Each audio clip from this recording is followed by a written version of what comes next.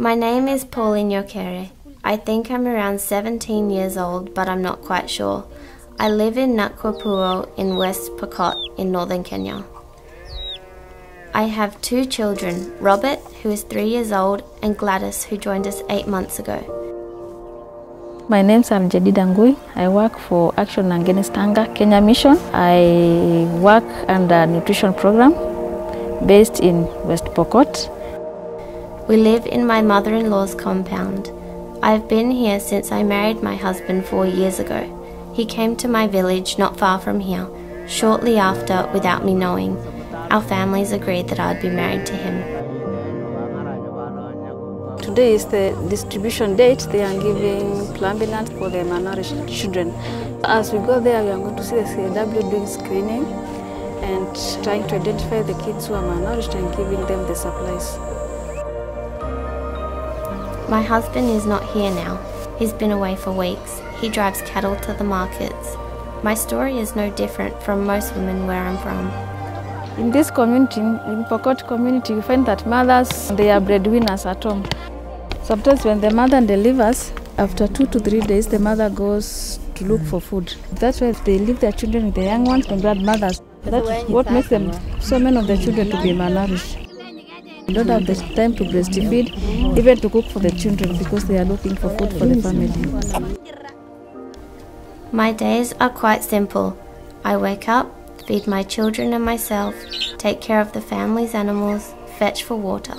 The nearest river is just 20 minutes away, but it's often dry. I usually walk about 1 hour to find water. Around here, we have a water point constructed by Action Against Hunger, and we started with the mother-to-mother support group.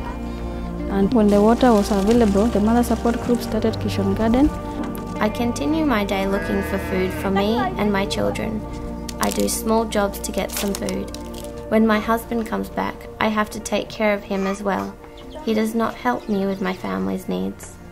So we are trying to form father-to-father support groups to ensure that the mothers are supported in terms of breastfeeding and also looking for food for the family. When we empower the men, they will be able to support the mothers. So the father-to-father support group, now it's like 2 months, and they have taken the initiative of having a kitchen garden to support the women. 3 years ago, when my son Robert was born, I tried to breastfeed him, but the work was too much. The women in my new family advised me to stop and feed him porridge instead. He was frequently ill. The sister is trying to give aid and education to mothers before they go home on exclusive breastfeeding and how to feed their children, especially for those who are malnourished. 2 years ago, an outreach site opened in my village, and I started taking Robert there for screenings and vaccinations. They helped me when he was sick, and I joined a mother-to-mother support group where all the local mothers were learning about the importance to exclusively breastfeed their children. We have started the clinic at 12. The health worker and the CW is trying to do weighing for the kids, and from there they are able to take the height and weight for the child so that they can be referred to where they get immunization. If we find that the child is underweight, we'll be able to administer the child to the nutrition program. The Mothers to Mothers support group really helped me, and when Gladys was born, the women in my community were ready to support me, and I exclusively breastfed her for 6 months. She is now healthy and strong.